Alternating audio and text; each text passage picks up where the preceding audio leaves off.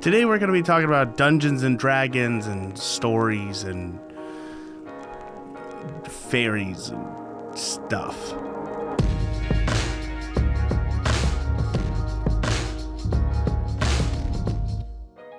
Welcome to A Bit Much with T.W. Clausen. I'm T.W. Clausen, and I recently got a haircut, and it feels so good. I am always stressed about a haircut because I always end up looking like, here's a picture of myself from right before I got my haircut. So, big difference. Huge. And I never know what I'm going to look like afterwards. So this is what I look like now, looking at myself in the mirror or in the monitor. It's less hair. That's the important part. I wanted to talk today. First of all, it's been a few weeks since I've posted a video. Life is crazy, and this is exactly why I didn't want to write a newsletter. I have more fun doing this. So I wanted to do a video because something happened, and I wanted to talk about it a little bit. It's not a huge thing, but it's kind of exciting a little bit. And then also talk about just where life is, because it has been a few weeks since I've posted, and unfortunately this is just how it's going to be. I'm working on some projects right now that could kind of help with consistency.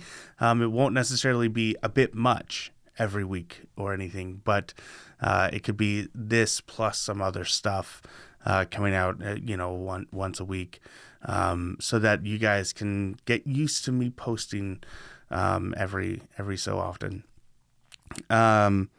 But the other about a week or so ago, I was going to play Dungeons and Dragons.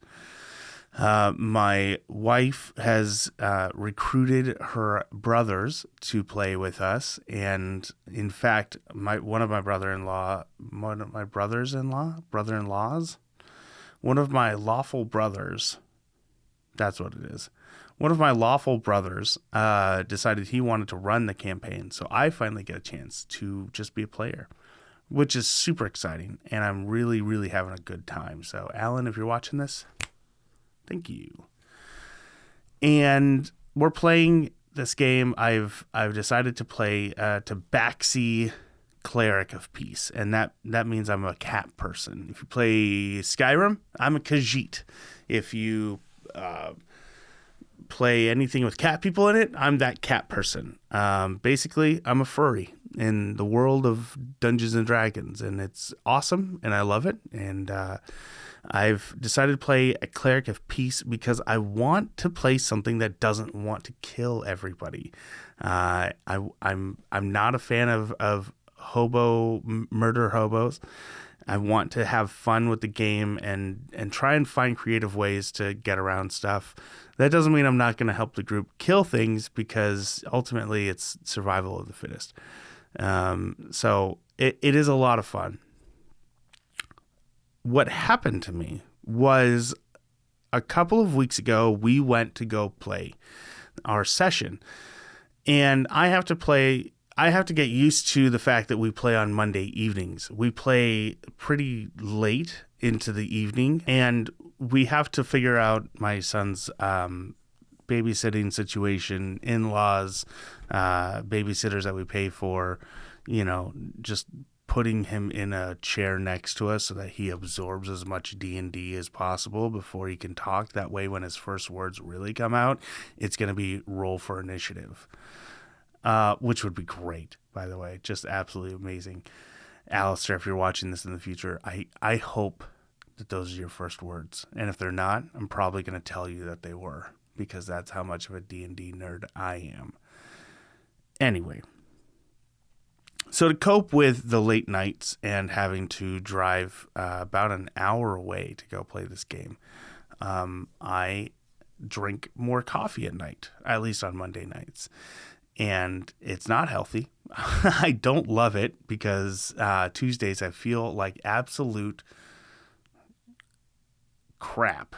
The stuff that comes out after you drink the coffee.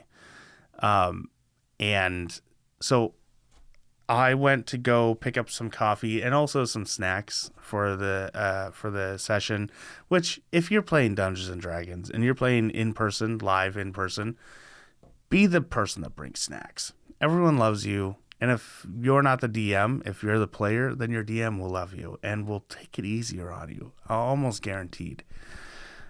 When I got to the Starbucks to get some coffee, I noticed that the person that was helping me, I don't remember her name, but I think it was I don't know. We're going to call her Angela. I don't remember what her name is. I apologize if for some reason you're watching this. Angela helped me out. I ordered our classic caramel macchiato with extra caramel for the wife and just straight black coffee for me. Double black coffee. That's not true. I got a mocha with whipped cream. I love mochas. And I love Starbucks. Look, if you're one of those people that's going to be all like, the coffee, it's not the best coffee. I just want coffee, okay? I'm not going to be a hipster about it. I'm not going to talk about how much better hand-picked monkey-pooped beans from coffee are, and then how you have to air shuck them so that the roasted shells come off, and then it aerates them, and then you do a drip pour thing around in a counterclockwise way, by the way, and then let it sit for about 30 minutes so that all of the everything can brew together inside of it. I don't care. Just give me a cup of coffee. And you know what? I like chocolate too. So put a little bit of chocolate in my coffee and I'm a happy boy. I'm not going to be crazy about it. Okay? End of episode. That's it. That's what I wanted to talk about. No. So Angela's helping me out. I order our coffee.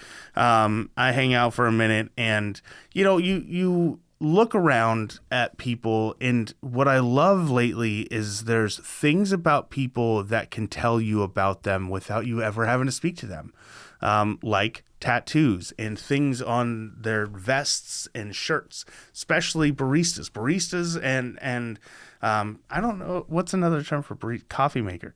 We're just gonna call them coffee makers. Coffee makers. Baristos? What's the gender neutral term for coffee maker other than coffee maker? But coffee maker doesn't sound as cool. Barista sounds cool. I don't know. Who's going to bug me?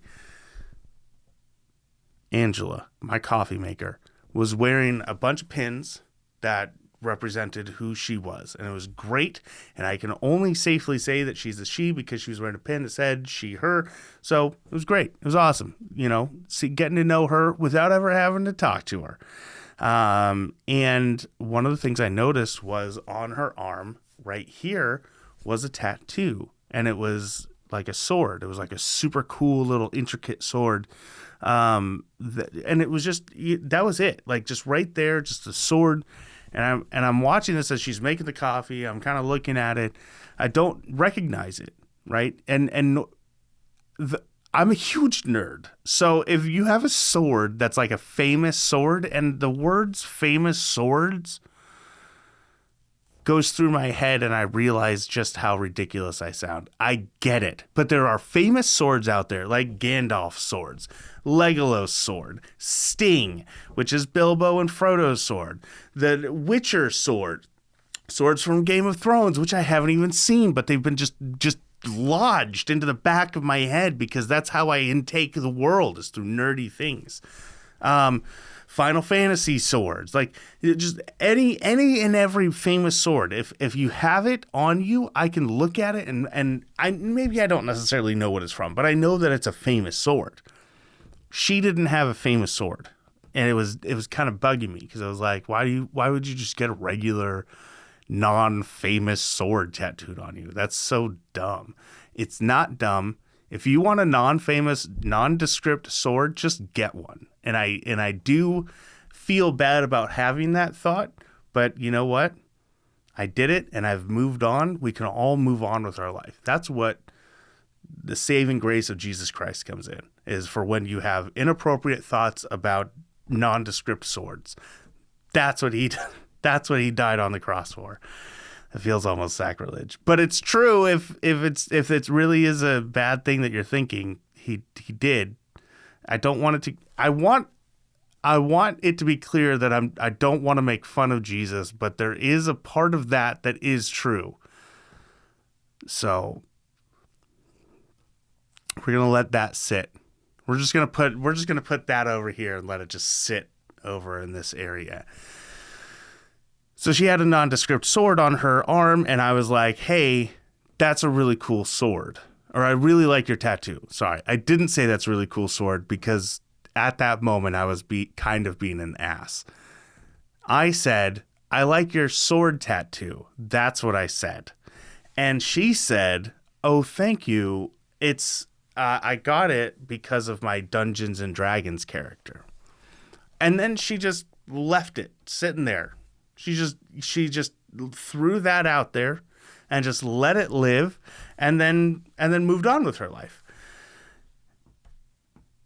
But I think she did that because she's used to people just kind of being like, oh, okay, I don't want to continue having this conversation with you.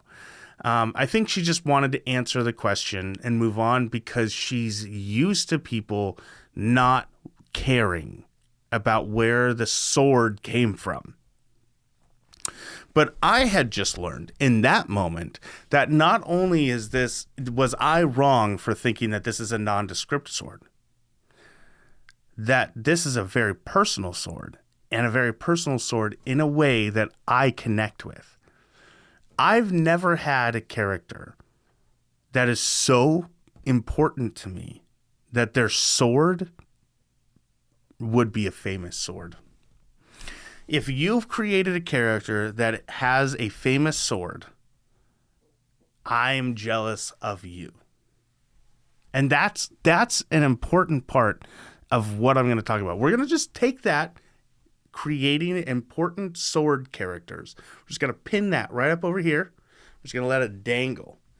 So we got the Jesus thing over here. We got the important sword thing dangling right here, and we're going to come back to it. I don't know why I'm like tickling it. It's kind of weird. So she just kind of left it there. And I said, that's so crazy. You play D&D? She's like, yeah, I play D&D. I've been playing for a long time. This is my Tabaxi paladin character's sword. And I was like, that's crazy. Not only am I on my way to go play D&D right this minute after you give me my coffee. Let's go, hurry up. Give me the coffee. Just give me the coffee. Not only am I about to go play D&D, but I'm playing a Tabaxi cleric. Now, I know. Maybe you're saying, Tyler, I don't give a about clerics and paladins and Dungeons and Dragons specific stuff. But you have to understand, clerics and paladins are in a related sort of way. They use divine magic. Clerics are like the preachers and the pastors and the ones who are ordained to keep the tenets of their orders, of their domains. And paladins are the warriors that push those tenets, that keep the law and take oaths to protect people and help, and they're given divine magic through their oaths.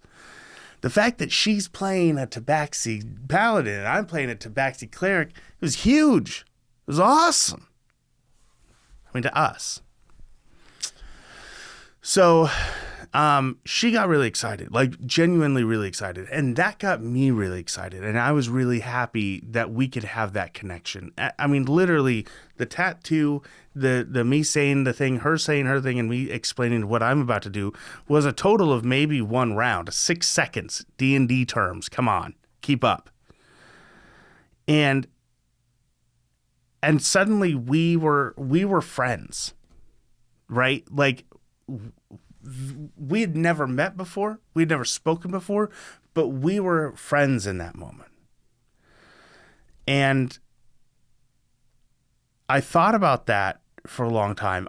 after that, by the way, I explained to her that I'm an author and I write a short story series called The Penny Lich. And if you really like fantasy like Lord of the Rings and Dungeons and Dragons and The Office, you should go check it out. And she was very excited about that.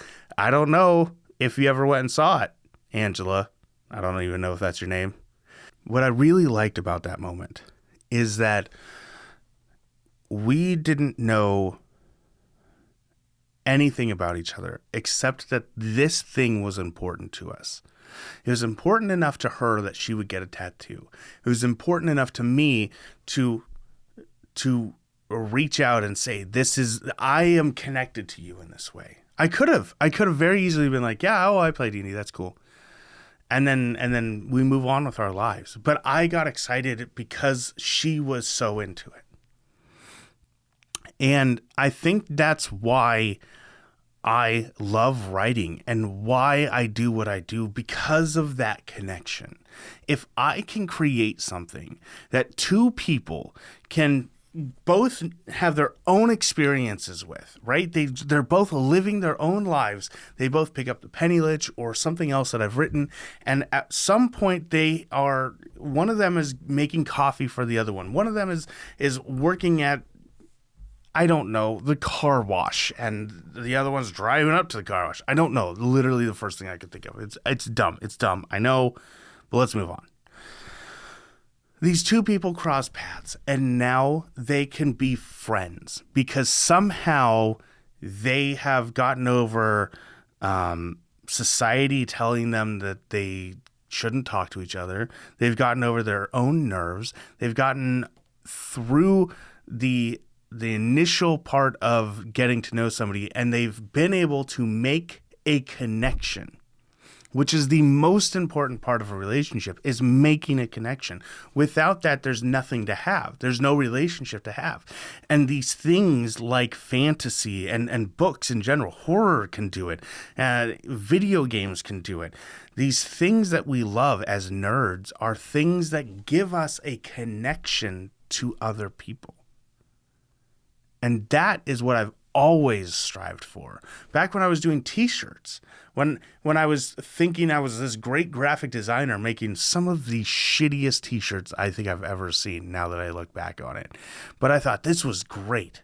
This is a shirt that someone can wear. And if anybody else in the world knows this one nerdy thing, they're going to see that and they're going to go, oh my God, you love that too? I love that. And they can make that connection. They don't even need to know each other. It's an inside joke with strangers. That's what I love. And that's what I want to write for the Penny Lich. That's what I want to write in all of my writings, is something that can be an inside joke you have with strangers. And this was the exact thing happening to me, because of my love for Dungeons and Dragons and nondescript swords. Let's segue back to the nondescript swords. If you're writing something that and you want someone to stand out, you need to put attention and detail into them. Because those are the things that people freak out about nowadays, right? You've got cosplay, you've got fan art, you've got tattoos, t-shirts, plushies. You got, I don't know. That's all I can think of off the top of my head. But these things matter to people. And so when you're writing characters, remember to write them with descript swords, famous swords. Write them with famous swords. Don't just say there's a blade. Talk about how important the blade is. Talk about how beautiful the blade is, how gnarly the blade is. Give them something to work off of, because in their mind's eye, they're going to create that thing. And then maybe one day they get a tattoo of that thing. And then maybe they're serving coffee to someone and someone goes, that's a really cool tattoo. That's a really cool sword that you have on nondescript sword that you have on your arm. And then they say, yeah, I read this blank and blank story from this indie author. And then that person goes, I've read that blank and blank story from that indie author. Boom. Connection. Being descriptive, being present in the story is really, really important. And that goes for your characters. It goes for your themes. It goes for your message and everything, for your setting, for the way you say words. I've recently been reading more indie author books, and I have to say I'm disappointed. A lot of them are bad. Some of them are not. Some of them are really good. And like, I'm genuinely frustrated that they're not like traditionally published. But we live in a day and an age where that's almost never going to happen. It's like winning the lottery, being traditionally published. In a way that's like hugely meaningful.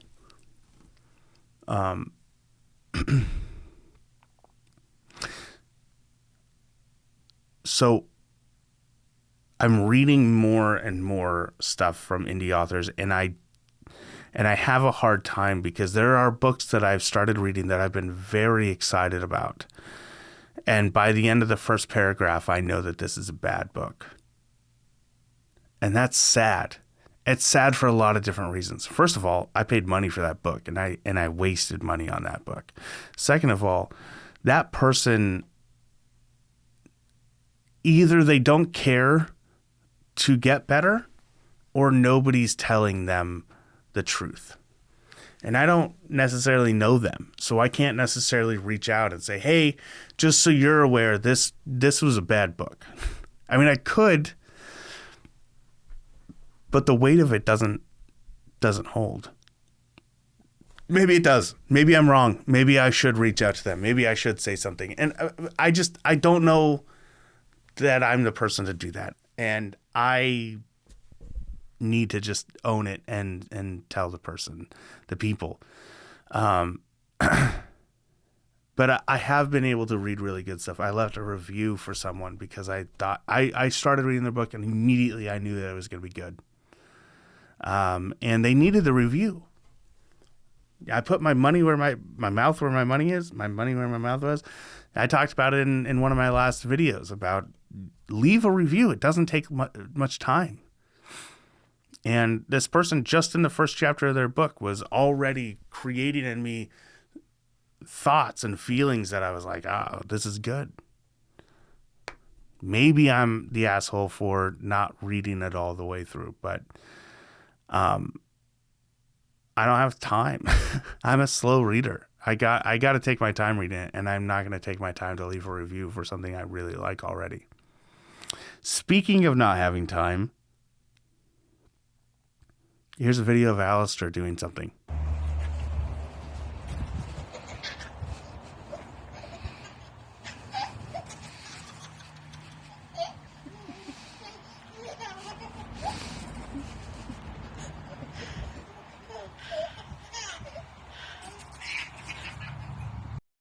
I don't know what it is that I'm going to put there. There's a lot of videos that I've taken of him lately, and it could be one of a few that I have. But, I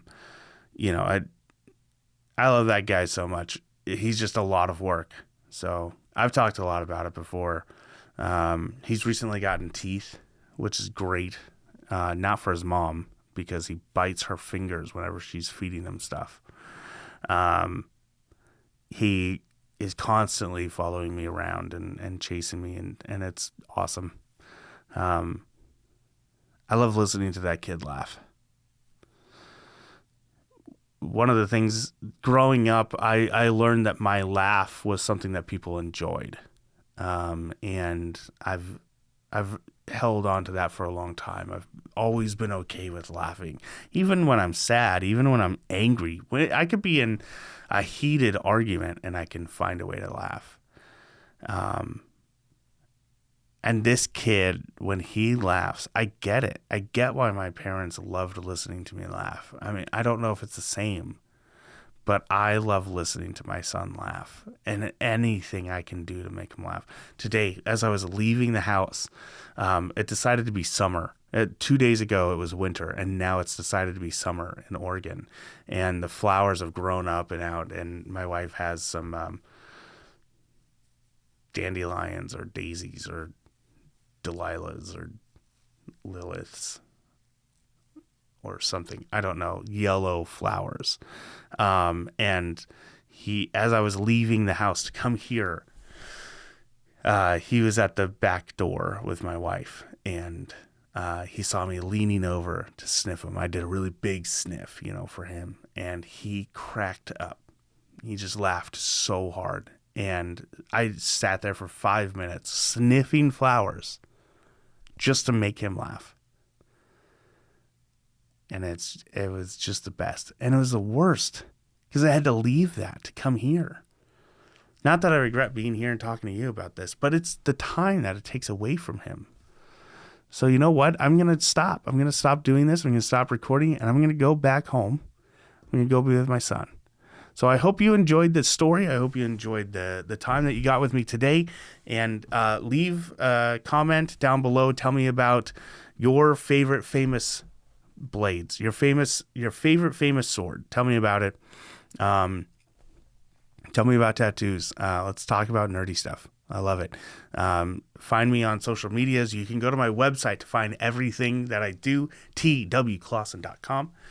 Subscribe, like, share, hit notifications, do other stuff. There's plenty of stuff to do on the interwebs. If you are able to help me out a little bit as I explore it, then that'd be great. Otherwise, I'm going to go be with my son now. I'll talk to you guys later.